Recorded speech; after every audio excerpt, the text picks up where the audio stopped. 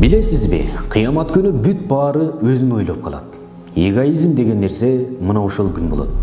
Анткени өзүнүн койнундагы аялын унутуп, бала чакасын унутуп, жада калса ата-энесин унуткан күн.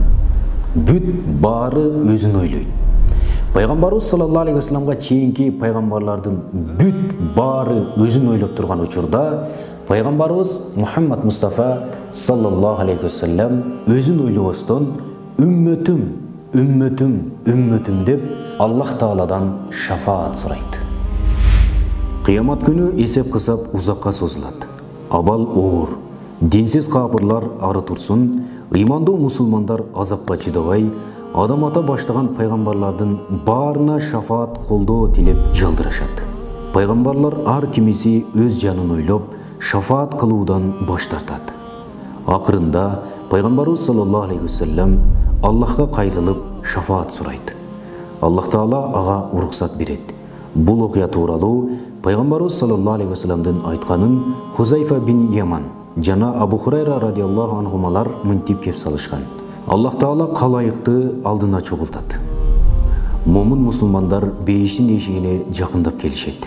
Бирок бейиштин эшиктери ачылбайт.